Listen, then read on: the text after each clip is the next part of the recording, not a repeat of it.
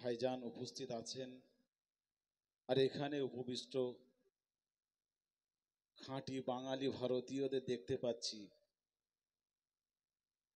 তো এখানে বলার মতো, আমরা তো সবসময় কম বেশি কথা বলি।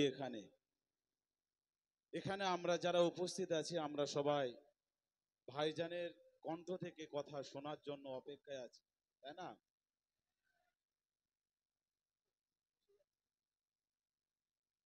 আমি কথা বললে অনেক লম্বা চওড়া হয় না, ছোট্ট হয়, কিন্তু গায়ে জ্বালা লাগবে খুব।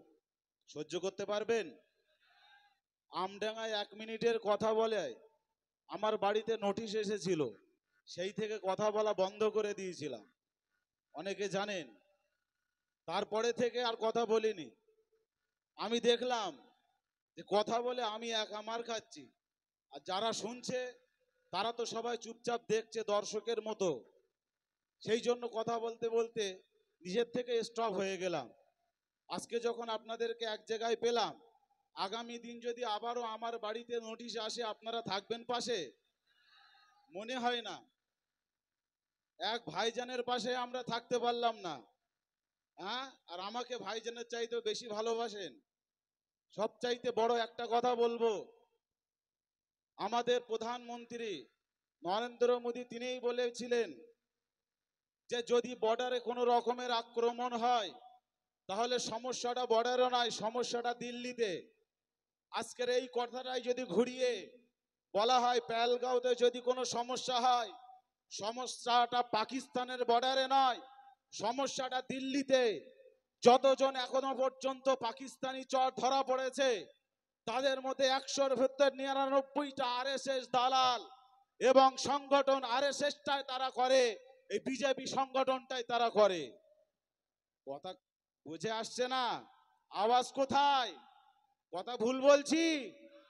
আজকের যখন বারাসাতের বুকে মুসলমানদের উপরে চড়াও হয়, কোন একটা কারণে অকারণে প্রশাসন সেখানে দাঁড়িয়ে আছে, প্রশাসন থাকার পরেও যখন আমার আপনার ভাই মার খায়, আমি আপনি মুসলমান হয়েও সেখানে 50 জন দাঁড়িয়ে দর্শকের ভূমিকা পালন করি। এই কথা ঠিক না ভুল? তাহলে আজকের দিনে আমি আপনাদেরকে একটা কথা স্মরণ করিয়ে দেই। বেশ কয়েক বছর আগে এই খিলকাপুরের জমিনে কিছু দৃষ্টিতে এসে আহলে সুন্নাতুল জামাতের যে অফিসটা আছে, অফিসের উপরে আক্রমণ করেছিল। তারা হিন্দু না মুসলিম? জোরে বলেন। আজকের দিনে দাঁড়িয়ে যখন মুসলমানরা মার খাচ্ছে, তোমাদের সেই সমস্ত হাতিয়ার কোথায় গেল? আমরা তো জানি। আজ আমি জেনে শুনে এই কথা বলছি। এই কথাটা বলার জন্য হয়তো আমারও ফোন আসতে পারে এখনই, তবে কথা বলার সময় নেই আজকের। কথা একদিন হবে। আল্লাহ দেখছেন কি দেখছেন না? রাহাত ইন্দোরির একটা কথা আমার মনে পড়ে যায়, ऊंची ऊंची दरबारों से क्या लेना, ऊंचे ऊंचे दरबारों से क्या लेना, लंगे भूखे बेचारों से क्या लेना, मेरा खालिक मेरा मालिक अफजाल है, आती जाती सरकारों से क्या लेना।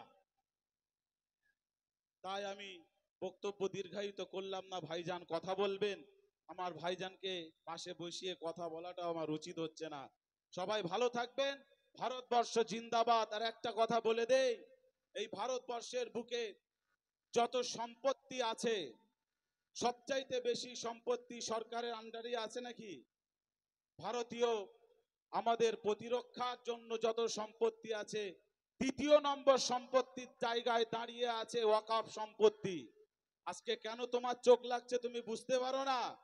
2য় নম্বরে দাঁড়িয়ে 1,00,000 কোটি টাকার মতো সম্পত্তি, যেটা 12.5 মিলিয়নের উপরে, বিলিয়নের উপরে বেশি তার সম্পদ। কম বেশি 40 লক্ষেরও বেশি একর জমি, যার একত্রিত করলে হয় এতটা সম্পদ আমাদের হয়ে যাচ্ছে। কষ্ট তো তাদের হবেই। আজকের আসুন, যেভাবে আমাদেরকে আহলে সুন্নাতুল জামাত পথ দেখাবে, আমরা সেই পথে এগিয়ে যাব। বলেন ইনশাআল্লাহ। ইনশাআল্লাহ। ওয়া আখিরু দাওয়ানা আলহামদুলিল্লাহি রাব্বিল আলামিন। নারে তাকবীর, নারে তাকবীর।